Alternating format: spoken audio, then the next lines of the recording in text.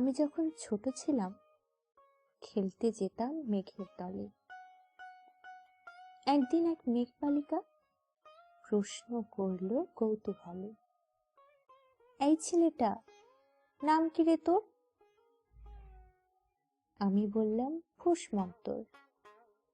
মেঘবালিকা রেগেই আগুন, মিথ্যে কথা, নাম কি অমন হয় কখনো?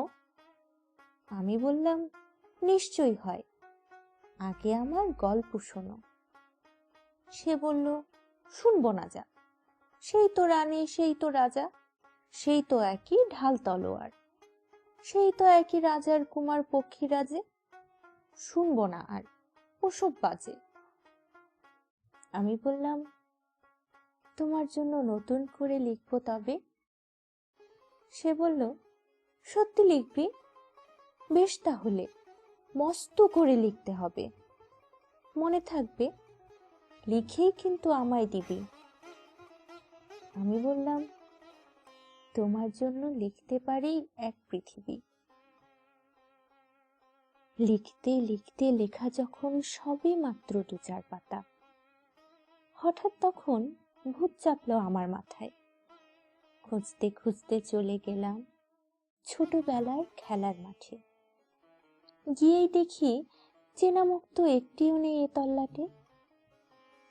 একজনকে মনে হলো ওরই মধ্যে অন্যরকম। এগিয়ে গিয়ে বলি তাকেই, তুমি কি সেই মেঘবালিকা? তুমি কি সেই? সে বলেছে মনে তো নেই, আমার ওসব মনে তো নেই। আমি বললাম তুমি আমায় লেখার কথা বলেছিলে। সে বলল সঙ্গে আছে, ভাসিয়ে দাও গায়ের ঝিলে। আর হ্যাঁ শোনো, এখন আমি মেঘ নই আর, সবাই এখন বৃষ্টি বলে ডাকে আমায়। বলেই হঠাৎ এক পশলায় আমায় পুরো ভিজিয়ে দিয়ে অন্য অন্য বৃষ্টি বাদল সঙ্গে নিয়ে মিলিয়ে গেল দূরে কোথায়, দূরে দূরে। বৃষ্টি বলে ডাকে আমায়, বৃষ্টি বলে ডাকে আমায়। আপন মনে বলতে বলতে আমি কেবল বসে রইলাম ভিজে একসা কাপড় জামায়। গাছের তলায় বসে রইলাম, বৃষ্টি নাকি মেঘের জন্য। এমন সময় অন্য একটি বৃষ্টি আমায় চিনতে পেরে বলল, তাতে মন খারাপের কি হয়েছে? যাও, ফিরে যাও, লেখো আবার। এখন পুরো বর্ষা চলছে, তাই আমরা সবাই এখন নানান দেশে ভীষণ ব্যস্ত। তুমিও যাও, মন দাও গে তোমার কাজে। বর্ষা থেকে ফিরে আমরা নিজেই যাব তোমার কাছে। এক পৃথিবী লিখবো আমি, এক পৃথিবী লিখবো বলে ঘর ছেড়ে সেই বেরিয়ে গেলাম। ঘর ছেড়ে সেই ঘর বাঁধলাম গহীন বনে, সঙ্গে শুধু কাগজ কলম।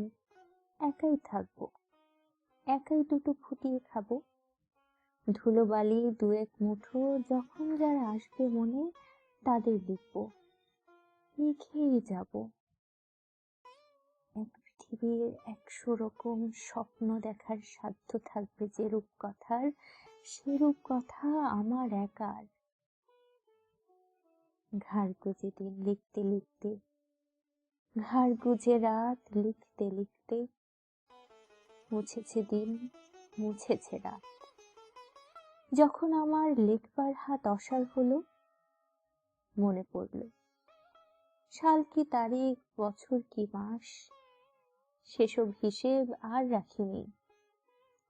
লেখার দিকে তাকিয়ে দেখি এক পৃথিবী লিখবো বলে একটা খাতাও শেষ করিনি। সঙ্গে সঙ্গে ঝমঝমিয়ে বৃষ্টি এলো খাতার উপর, আজীবনের লেখার উপর। বাইরে তখন গাছের নিচে নাচছে ময়ূর আনন্দিত। এ গাছ ও গাছ উঠছে পাখি, বলছে পাখি এই অরণ্যে কবির জন্যে আমরা থাকি, বলছে ওরা। কবির জন্য আমরা কোথাও হার মানিনি। কবি তখন কুটির থেকে তাকিয়ে আছে অনেক দূরে, বনের পরে, মাঠের পরে, নদীর পরে, সেই যেখানে সারা জীবন বৃষ্টি পড়ে, সেই যেখানে কেউ যায়নি, কেউ যায় না কোনো দিনই। আজ সে কবি দেখতে পাচ্ছে সেই দেশে, সেই ঝর্ণা তলায় এদিক ওদিক ছুটে বেড়ায় সোনায় মোড়া মেঘ হরিণী, কিশোর বেলার সেই হরিণী।